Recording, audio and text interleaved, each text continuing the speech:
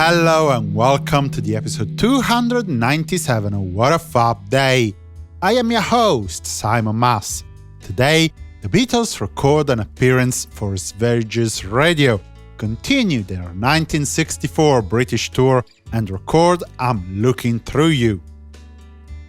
On the 24th of October 1960, the Beatles, in their quintet lineup with Pete Best on drums and Stu Sutcliffe on bass, performed yet another night at the Kaiserkeller in Hamburg, West Germany, for their ongoing residency in town.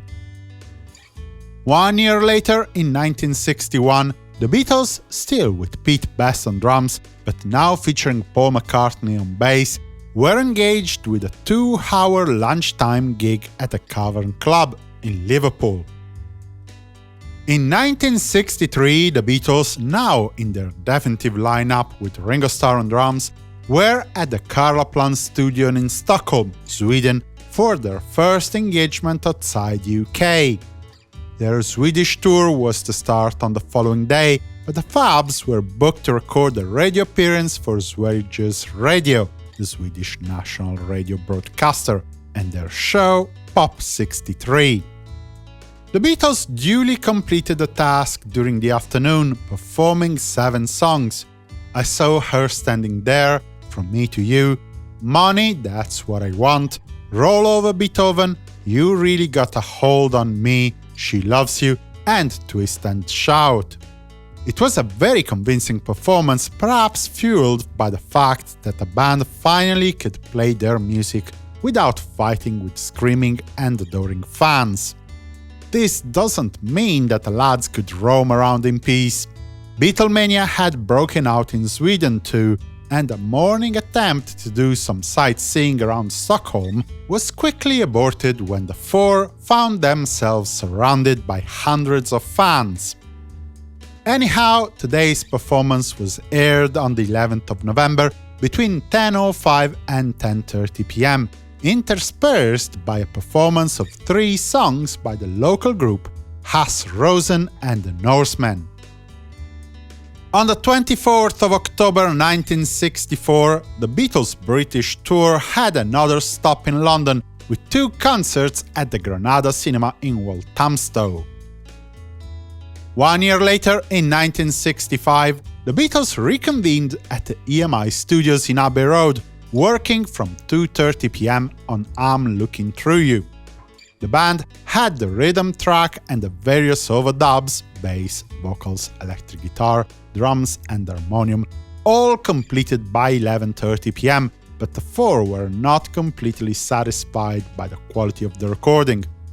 A version of this first attempt to tape the song can be heard on the Anthology 2 album, released in 1996. In 1967, at Norman's Film Productions, there was another editing session for the Magical Mystery Tour feature film.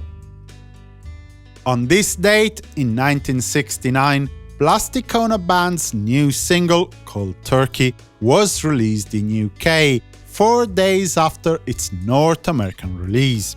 It was a flop for a Beatle.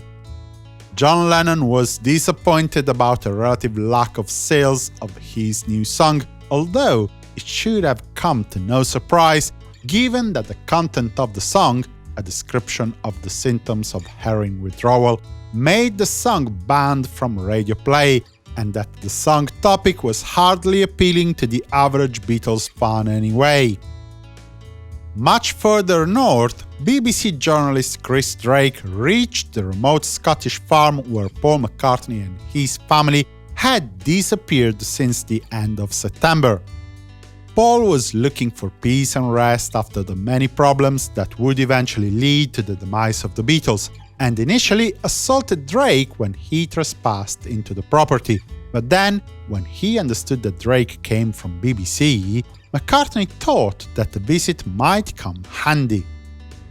Drake interviewed McCartney about the Paul's death affair, a conspiracy theory that had spread during the last month from the Midwestern United States, claiming that Paul had died in 1966 and that Billy Shear had taken his place.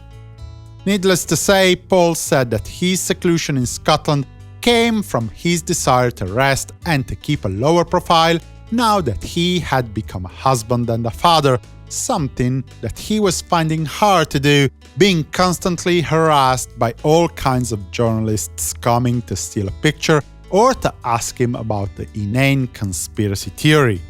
He was alive and well, thank you very much, and people could stop being a pain about it.